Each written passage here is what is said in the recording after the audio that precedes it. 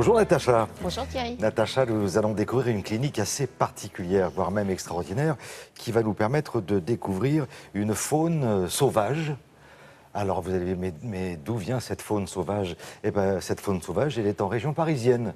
Alors je crois que ça mérite quand même une petite explication. Exactement. L'endroit que je vous propose de découvrir ce matin, c'est un endroit spécialisé dans les soins que l'on apporte aux animaux de la faune sauvage française.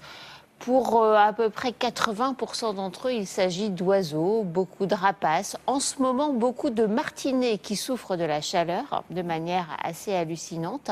Et puis aussi des petits mammifères comme des hérissons, comme des renards, comme des fouines, etc. Ces animaux sont très souvent recueillis par des promeneurs, des particuliers qui voient un animal en détresse, qui ne savent pas toujours quoi en faire. Et ils les amènent dans ce centre de sauvegarde de la faune sauvage qui est situé sur le site de l'École nationale vétérinaire de Maisons-Alfort.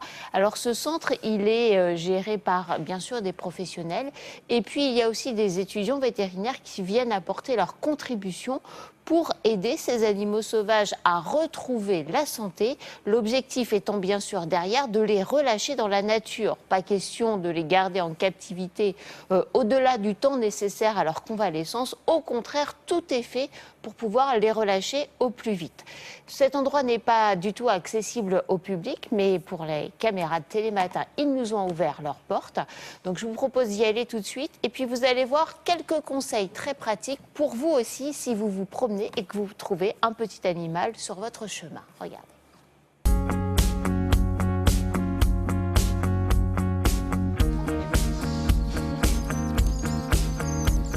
Le CEDAF, c'est un centre assez unique en son genre qui a pour but de recueillir les animaux sauvages blessés, de les soigner et ensuite de les relâcher, de les remettre dans leur milieu naturel. C'est quoi tout ça, bouger la terre? Alors ici, nous sommes dans les volières de réhabilitation, la dernière étape avant que les animaux soient relâchés. On a des petits canards, dont un qui est arrivé en fait tout bébé, il faisait à peine cette taille. Il a bien grandi et il manque plus grand chose pour qu'il puisse être relâché. C'est un centre qui reçoit plus de 2000 animaux par an, à peu près 80% d'oiseaux, le reste étant principalement constitué de mammifères, des hérissons. On reçoit aussi des renards, des fouines, des chauves-souris, tous les animaux sauvages que les gens peuvent rencontrer sur leur passage.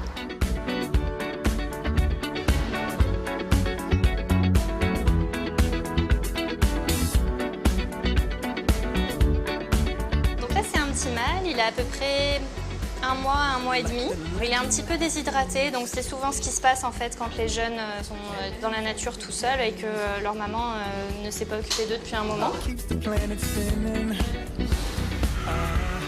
Parfois, ces jeunes animaux sont ramassés à tort. En fait, les parents sont à proximité, mais ont peur de l'homme. Donc il y a beaucoup de jeunes individus qui sont ramassés parce que les gens essayent de bien faire, mais qui ne sont pas forcément en détresse.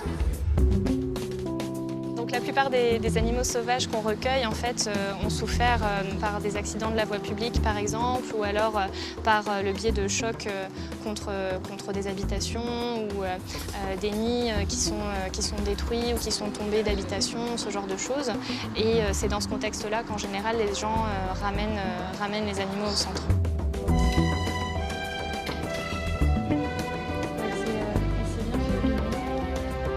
On va voir si elle arrive à s'en sortir avec une patte abîmée comme ça. Pour nager, ça peut être un peu compliqué, parce que les palmes, ça permet de s'orienter sous l'eau. Si elle pale que d'un côté, elle va tourner en rond.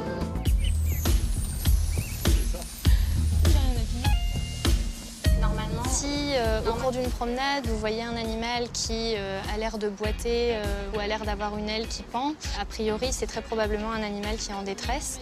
Donc un des réflexes à avoir, tout simplement, c'est de prendre sa veste pour pouvoir essayer d'attraper l'animal sans le blesser et sans se faire mal non plus si c'est un animal qui peut potentiellement être dangereux pour nous.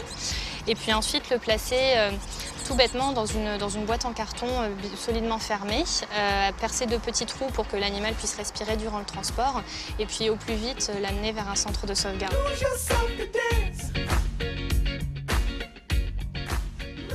Alors, on va saluer toutes celles et tous ceux qui s'occupent de ces animaux, qui vont très très bien après, je vous rassure. C'est une association en fait, Natacha? Oui, exactement. C'est une association donc, qui fonctionne que grâce à la générosité du public. Vous avez vu ce petit renard qui a tout simplement 2 mois à peu près. Eh bien, il va très bientôt être relâché en passant par une phase intermédiaire dans un centre spécifique où il va commencer à apprendre la vie d'un renard adulte. Voilà, donc c'est un beau projet. Il existe des centres de ce type dans l'ensemble de la France, quelques centres, hein, il n'y en a pas beaucoup. Donc vous pouvez vous renseigner auprès de l'Union française des centres de sauvegarde de la faune sauvage pour trouver un centre à proximité de chez vous si toutefois vous deviez ramasser un animal comme ça dans votre jardin ou au cours d'une promenade. Merci Natacha.